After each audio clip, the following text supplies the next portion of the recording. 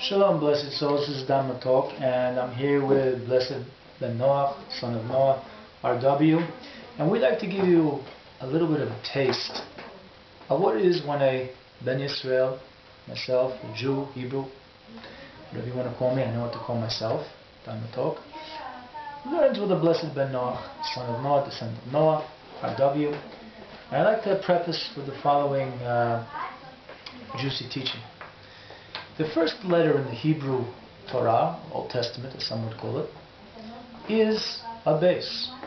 The last letter is a lamed, which is found at the end of the book of Deuteronomy, Devorim.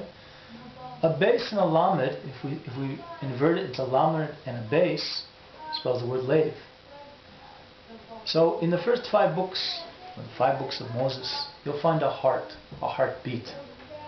Now in the teachings of Maimonides, in his epic work Mishnah Torah, the first letter in the first law starts with a Yud. And the last letter, in the last word of the Mishnah Torah, which talks about the world being filled with the knowledge of the Almighty, the Ein Sof, the Infinite Creator, is with a Mem. You take a Yud and a Mem, it spells the word Yam, sea. In the oral tradition, you have an ocean or a sea of knowledge to immerse yourselves in, if you choose to. And so we would like to share with you now one of the waters, one of the droplets from this yam, from this sea or ocean of the oral tradition, in a book that was written by Rabbi Yitzchak Ginsburgh. And by the way, if you go to his website, www.inner.org, you'll see that permission is actually given to share this information. There's no copyright infringement, and I'll be posting the website on this YouTube video, hopefully.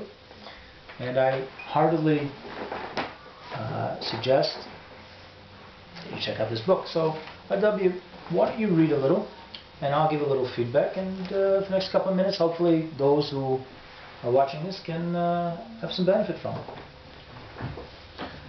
As stressed in traditional Jewish writings, the core of all religious practices and principles underlining all divine worship is faith.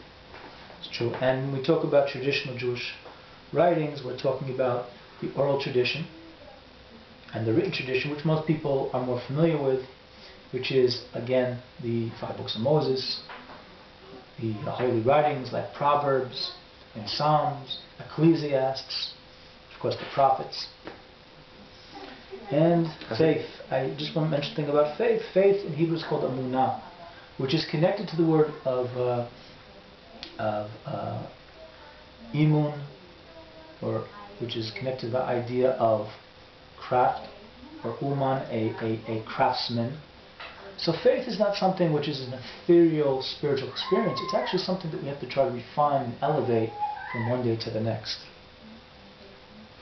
As explained in Kabbalah, faith is the highest power of the soul, lying well beyond the reach of the rational mind, floating, as it were, above comprehension.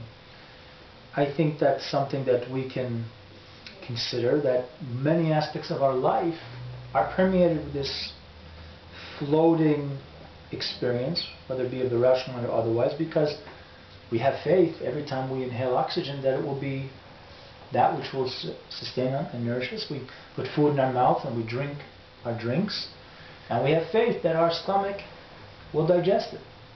So faith is something which is not something which should be foreign to the human experience, because also when I call on my cell phone, I have faith that I'll make my connection. I don't understand the technicalities of electricity or whatever science is involved in making the telephone, yet I believe that if I dial 7 or 10 digits, I will in fact connect with the person I want to connect with.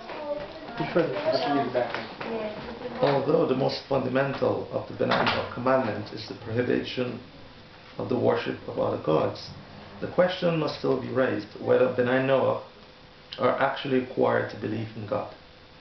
Go a little further, please. This may seem like a strange question to ask, for why would anyone be committed to perform God's commandments if he or she does not believe in Him? However, it may seem less puzzling if we consider that there are many situations in life when a person loses conscious faith of the Almighty, yet continues to follow the Torah's commandments, foregoing the question of faith to a later time. Yes, and I'd like to conclude on the note that this is something which actually has been an issue of discussion of the prophets